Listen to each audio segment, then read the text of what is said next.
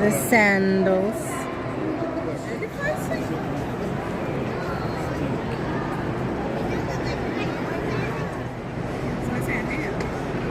Oh, it's because we missed the foot because Sarah broke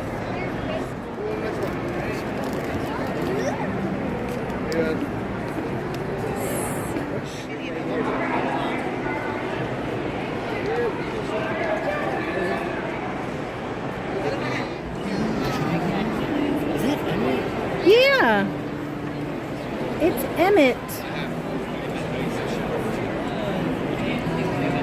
Look at the Mickey Mouse.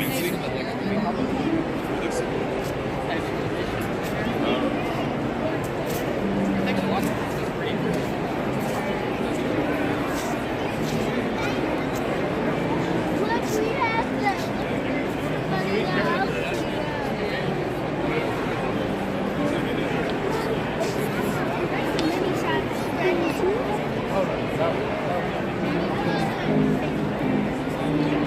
Look at the skeleton. Look, Caleb. The little Yoshi.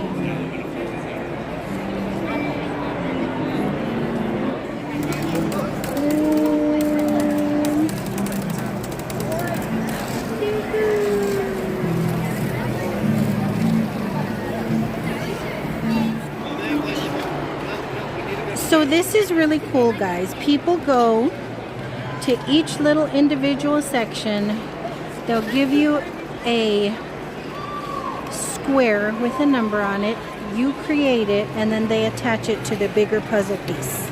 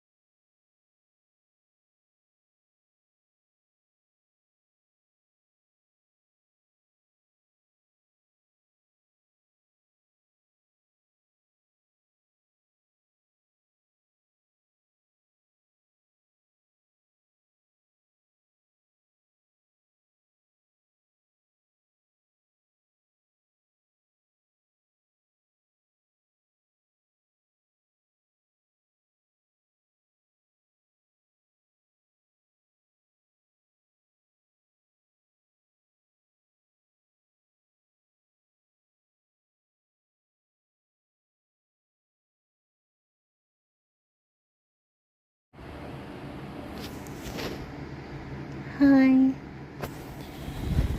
I'm in bed. It's currently 4 in the morning and I am too nervous to sleep because I just know I'm going to have bad dreams. It's been a very strange day. I'm grateful that little dude and I are good. I'm grateful that my friends were just 5 minutes away from us. We had been at the convention center all afternoon, and we had left at the same time we were going to go have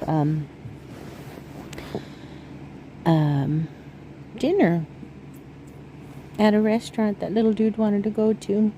He hadn't eaten all day. He was being so stubborn. He had had some snacks, but he hadn't had lunch, and it was creeping up on dinner time. And I was like, adamant, you cannot go any longer without eating. So he finally decided on a restaurant. We'd had an awesome afternoon, and we took off. And not even 5 minutes out of the convention center, boom,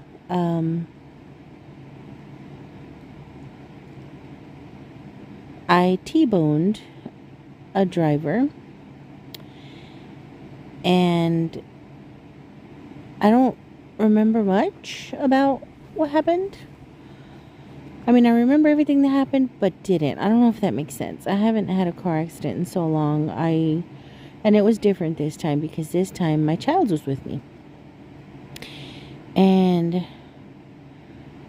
I remember seeing the car cross in front of me. I'm like, are you serious? And I hit the brake, but it was too late. I hit his side, and we kind of crunched up together. And you know, after car accidents, you start playing everything back. Well, that's what I've been doing. And a lot of things are coming back, and some aren't. Now, after the impact, there were 2 men that went to both cars, speaking to everybody in the cars. And the way he was speaking to me, I knew right away. He's a nurse, maybe a doctor. He was a little too young to be a doctor, but I'm like, maybe a nurse, because he was saying, I mean, everybody was still in the car. They were on the phone with 911, telling them what happened, where we're at. And I'm freaking out. Like, the first thing I did was ask little dude if he was okay. Because when I hit the car, I distinctly heard him in the back say, "What the hell? Are you serious?" Or what the hell? I just remember him saying what the hell, but not as in what the hell, like what happened, as in what the hell, like mad that this was actually happening. Because we saw the car, I just couldn't stop in time. I mean, we hit pretty friggin' hard. And then the next thing I remember was coming to a stop, and immediately, "Caleb, are you okay? Caleb, are you okay?" "Yeah, yes." "Are you sure, baby? Are you sure?" "Yeah." "Do you have any pain?" And I remember just asking him, "Do you have any pain? Are you okay?" And he said he was. And then I see the 2 guys. They go to the green car first, and then they come to me. And they're on, like I said, they're dialing 911 and everything. And at somewhere in there, after I made sure that little dude was okay, I told him, "Okay, baby, we need to dial 911. We need to call 911. But I couldn't find my phone. And coincidentally, guys, he had taken his phone with him. He never takes his phone with him, because when we're together, we're together. He doesn't have his cell phone. He's not playing games on his cell phone or anything like that. But that morning, I felt the need to ask him, "Do you want to take your phone, just in case? You know, there's going to be a lot of people, in case we get separated. I don't know, just in case. Do you want to take your phone?" And he'll usually say no, but he said yes today, and I'm glad he did, because I didn't know where my phone was. And I recall now, you know, looking back, everything's starting to clear up some. He was so calm.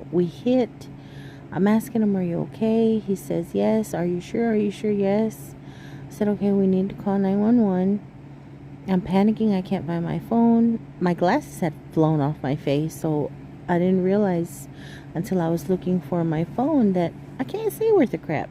So I'm like, "Oh, your glasses flew off." So now I can't find my glasses, because I can't see to find my glasses. It was a cluster screw.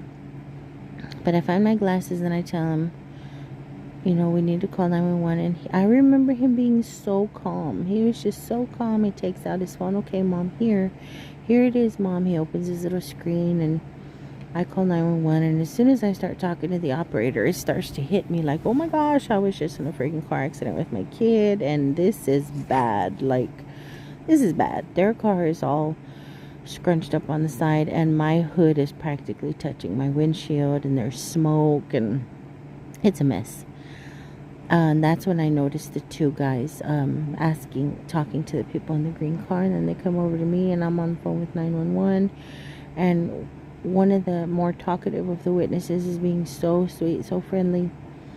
And I don't remember if it was while I was on the phone with 911 or after I got off the phone with 911. I don't know, but he tells me in a couple days you're going to be really, really sore. I'm under the blankets, guys. Sorry.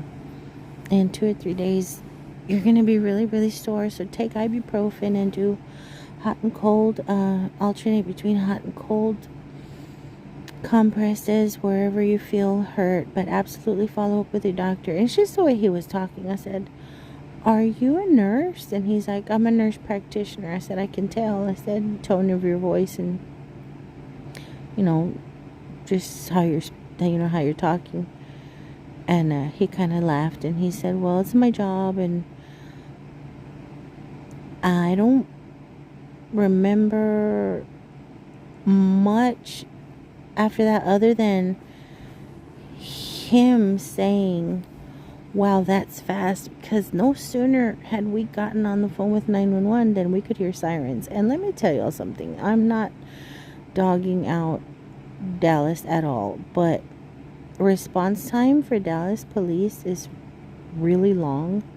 Sometimes I don't know if it's that they don't have enough officers, or Dallas is just that crime ridden that they can't come out really fast, but response time is usually really slow. And it was almost immediate. We could hear sirens. And I don't know who showed up. I was told the fire engine showed up. Little dude said a fire engine was there. I don't remember. I know the ambulance showed up first, and the people in the green car were saying they needed an ambulance. But when the ambulance got there, they didn't go to the ambulance. They took me and little dude out. And I was really panicking. I couldn't breathe. I thought I was going to have a friggin' panic attack. I couldn't really breathe. I was just that scared. And I was worried about little dude. And I was worried about the people in the green car. Like, we were crunched up bad. And nobody had gotten out of the cars.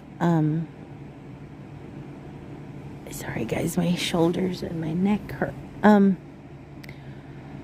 But the ambulance gets there, and they take us out and checking vitals and everything, wanting to know if we want to go to the hospital. And for me, no. I'm sore. I've been in one car accident before, and I remember the onset of pain. Usually I'm chest and neck, but I was worried about little dude.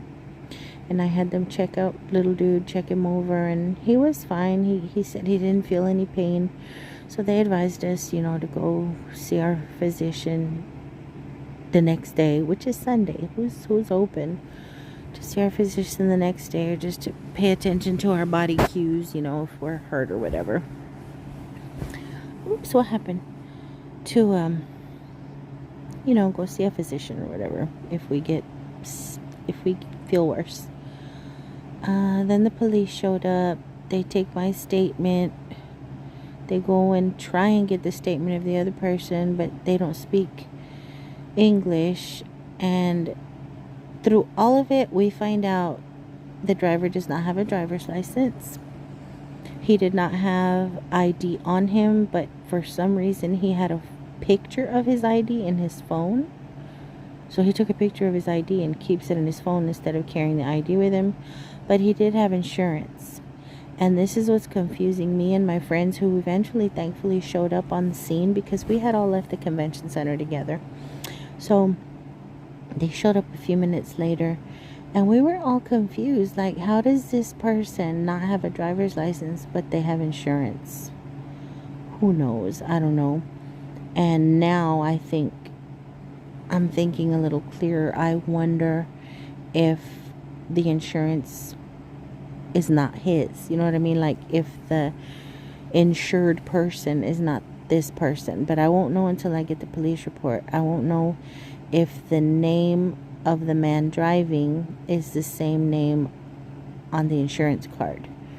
Like, was he even supposed to be driving? I know he wasn't supposed to be driving without a license, but was he even supposed to be driving this car? Was he the insured one? Who knows? I don't know. You know, I kept asking, what do I do? I want to make sure I'm doing everything I'm supposed to do. And I'm so grateful that my friends were there, because they were in their right mind and they were taking pictures of my car, their car. They were taking all the stuff out of my car because we knew the tow truck was coming. I mean, they just came in like gangbusters and like little guardian angels. They just took care of everything, their son included. I mean, their son was such a little, he was such a little go-getter. Like he was the first one I turned around. He has a handful of my CDs, yes, because I'm old school and I have CDs, but he had my CDs and our jackets, and he had an armful of stuff from the car. And so they pretty much took over where I couldn't function. All I kept worried about was little dude okay? And I kept asking him, are you sure you feel okay? You don't feel any pain? I've been asking him since 5 o'clock. I've been asking him every hour. I swear, do you feel any pain? Are you okay? Are you okay? But anyway, yeah, I don't know what the dude's situation is. I don't know what the deal is. I'm not going to know until I get the police report. He told, finally a Spanish speaking officer came out. He said I ran the light. I'm thinking they ran the light. And they actually had me second guessing myself. And the reason I was second guessing myself was because I was driving in downtown, and I am not comfortable driving in downtown. So they had me second guessing myself. What if I did run a red light? Oh my gosh, what if I did run a red light? Because I'm not familiar down. I'm in unfamiliar territory, and I was just second guessing myself. But there's no way. I would have seen a friggin' red light. How do you not see a red light? So, sorry, I had to switch positions. My side was hurting. Anyway, I was apologizing for the light. It's just I don't want to turn a lamp on because I am so exhausted, you guys. But I don't want to go to sleep. I'm scared to fall asleep because I'm pretty sure I'm going to have nightmares. I don't know if I already said that. But anyway, after all was said and done, there was a whole bunch of police out there. I got my police report number. I had them tow my car to the police impound lot because I know where that is. I didn't even know how to begin to call a tow truck. I know through the dealership I have tow service, but I couldn't think clear enough to do all that. So when the officer said that they could take the car to their impound lot, and I know where that is, it's in my old neighborhood, I said, yeah, go ahead and take it there, and then I'll just have the insurance pick it up there. And they explained how to do everything. I don't know how to do any of this crap. So we get in the car. After all is said and done and my friends are still there, we get in the car. They're going to bring us home. And I went online and did my claim online, and they're supposed to be reaching out to me within 24 hours. I don't know how true that is. I don't know if they work on Sunday, but we're okay. Little dude is still mad. He's still mad, and I couldn't figure why he was mad. Now it all connects. Initially, he was angry. I could tell by his face. He wasn't hurt. He wasn't scared. He was mad. And he kept saying, Mom, you used to say you would kick somebody's butt if they hit you with me in the car. And he kept saying this, and I'm like, yeah, And my friend was like, well, if she had got out to try and kick anybody's butt, she had gone to jail. Did you see how many cops were out there? And it didn't make sense to me. I can understand why he was mad. But it didn't make sense why he kept telling me, you said that if you ever got hit with me in the car, you would probably get out and kick somebody's butt. But you didn't do it. And I was feeling like, are you mad at me that I didn't get out and whoop some butt? It didn't make sense until like an hour ago, guys, when I'm sitting here and I remembered that he said, I hadn't even told you. Okay, so while we're out there waiting, for the cops and everybody, he's really, really angry. And he said, I'm looking for the witnesses. I told you the witnesses were out there. And little dude tells me, Mom, that nurse guy said that the guy was on the phone when he hit us. I said, what? Yeah, that nurse guy said that driver was on the phone when he hit us. I said, he told you that? He goes, Mom, he told you that. I said, when did he tell me that? He said, when we were in the car. So apparently, when the man is talking to me, when he's calling 911, he told me that the other driver was on the phone when he hit me. I don't remember that. Mind you, I was practically hyperventilating, making sure, asking little dude over and over again. But Caleb swears up and down, Mom, he told you that the man was on the phone when he hit you. But the witness walked away. They were gone. Before the cops got there, they were gone. So it's my word against whoever, because I did mention to the officers that my son said that I was told the driver was on the phone. But without the witness there, it's a he said, she said kind of thing. At least that's what I think, right? But so, yeah, I mean, if that could have helped me, he's gone. I don't know where he went in all the crazy business. I don't know if he gave his information to paramedics. I don't know anything. I'm not going to know anything until the police report. But anyway, I say all that to say, it finally clicked. That's why little dude was so angry. For so long, I've told little dude, if anybody ever hits me with you in the car because they're on their stupid phone, I swear I'll get out and kick their butt. So this is what he's heard forever, because that's my biggest fear, that I'll be in a car accident with one of my kids. I mean, no parent wants their child to be injured. That's one of my worst fears. So just in conversation, I have told him many times, if some mother scratcher ever hits me and you're with me and they were on their friggin' phone, I'm gonna get out. I'll probably just get out and just beat their butt and blah blah blah, because it's an instinct, So he was confused as to why I didn't, because this guy was on the phone. I didn't know the guy was on the phone. I don't know if I'm making sense, but all he had ever heard did not happen. He did not know that I did not hear that this guy was on the phone. So he's sitting here like, okay, we got hit. I'm in the car with my mom. This dude was on the phone. The nurse told my mom the dude was on the phone, and she didn't get out and kick nobody's butt. I don't know if he really wanted me to kick somebody's butt, or if he was just angry that worst case scenario that I've always talked about actually happened. We actually got hit by a driver who was on the phone. I don't know if I'm making sense, guys, but it finally connected. That's why he was so angry. That's why he kept saying, Mom, you didn't kick anybody's butt. So I finally called him in here and I asked him, I said, were you saying that I didn't kick anybody's butt because the man was on the phone? Well, yeah. I said, but you do understand now that I didn't hear that. I didn't hear anybody tell me that. I don't remember the nurse telling me that. He goes, yeah.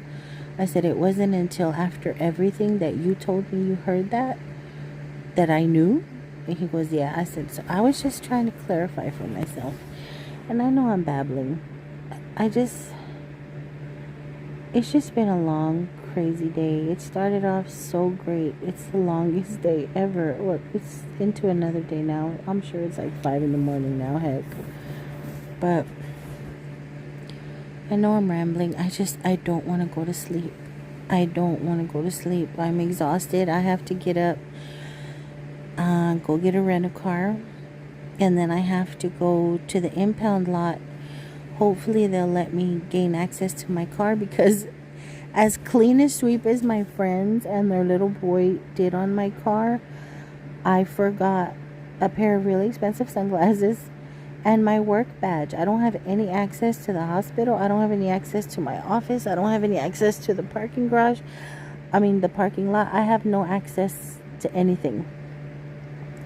I need my badge, and I left my badge in the little console-y thing in the front of my car. So I need my badge. So tomorrow, before my big dude falls asleep for the day, he works at night. Before he falls asleep, I'm gonna have him run me over to the rent-a-car place.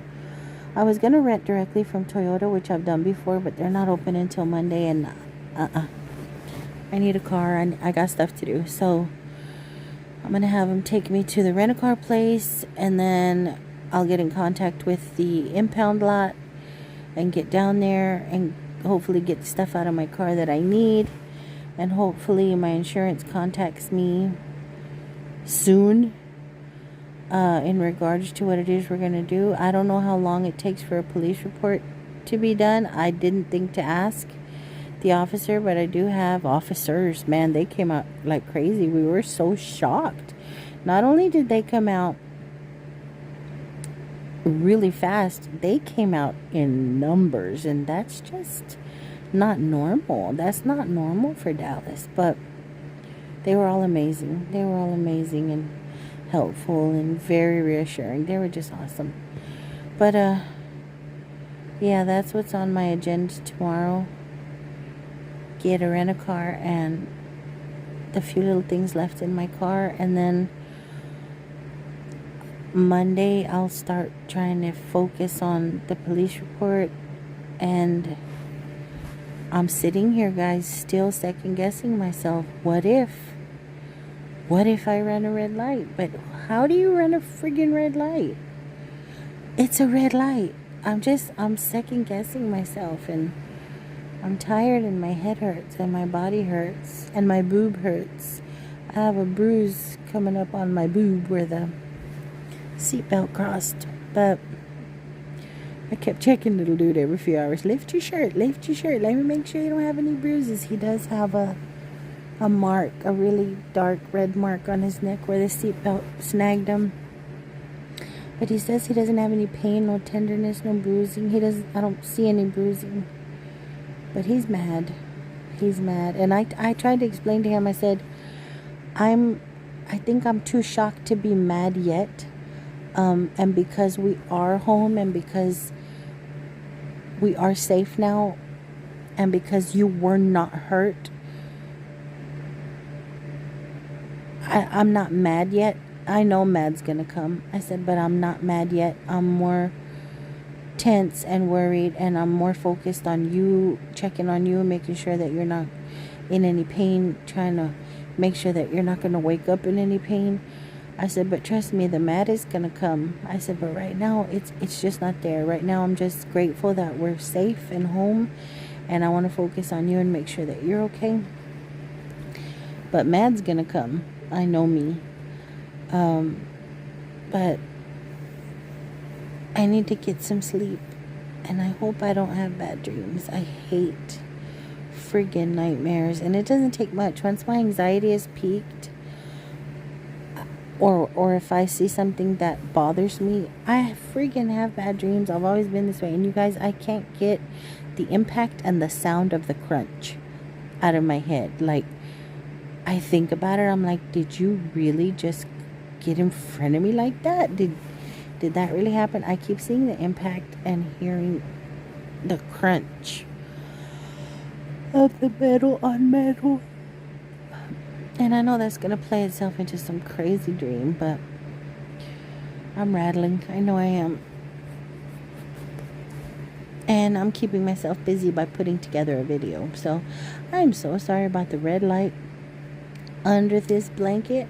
You saw we had lit up a little bit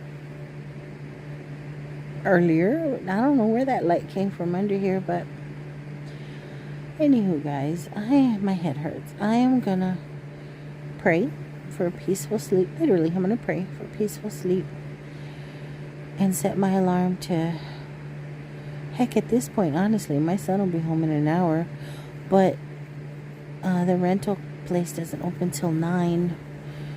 So I don't know what I'm gonna do. I don't know what the plan is, but I do know I hurt. But to those of you that are already aware because of Facebook, thank you guys for, excuse me, thank you guys for being so encouraging and so sweet and just looking out. I keep closing my eyes and just checking on us and looking out, and I can't believe it. The day was so good and then it just imploded. But I hope y'all's weekend is going well. It's so weird looking at myself in the darkness. But anywho, I hope your weekend is going well. I hope your Sunday goes great. At least I have one more day to get some things done. And my oldest is so funny. Because I called him after we were all settled, and on the way home I called him just to let him know you're not going to see the car in the driveway. And he just wanted to make sure that we were okay. Mom, I don't care about the other driver. Mom, I don't care about the car. Are you and Caleb okay? I'm like, we're good. You know, we're a little banged up, but we're good. On the way home, and he tried to put a spin on it. He's like, well, now we can get you that new Camry you wanted. And it's funny because just yesterday I saw the prettiest Camry, and I'm like, that has to be a brand new Camry because the style is just a little more sleek than the one from last year. And I came home and I told him I just saw the prettiest Camry, because they kept trying to get me to trade in every time I'd go in for like an oil change order. I'm like, no, I love my car. I love my little peanut. But I mentioned to my oldest, I said, there was the prettiest friggin' Camry. And he Googled it. Sure enough, it was a newer model. I don't know if it's a newest model, but it was a newer model. I said, that's the one, that's the one. So when I called him to just, inform him, he's like, well, Mom, now we can get you that new Camry you liked. I'm like, okay. I hope insurance isn't a nightmare. I hope it's not. This is claim number 2. The first claim was when that big rock slammed into my hood off of that landscaping truck. That was my first claim, but that was nothing. I mean, it was ugly, but it was really nothing. But I escaped worse from that too, because that big old boulder could have come through the windshield and killed me. And this accident could have been worse, So I'm grateful that we're unscathed, a little angry, a little scared. You guys, I don't even want to drive. Honestly, I don't even want to friggin' drive. And I know I'll be nervous about it for a while, but I'm going on and on. I need to hush. I need to close my eyeballs and just pray for a little bit of peace. So, until my next go around. I know I trailed off somewhere. I was saying something before something, but until my next go around. Until better days. Because they're coming. They're coming. Until then, you guys, I love y'all bunches. Bye. I'd wave, but I'm holding the phone, and if I let go, it's gonna hit me in my face. But I love y'all bunches. Bye.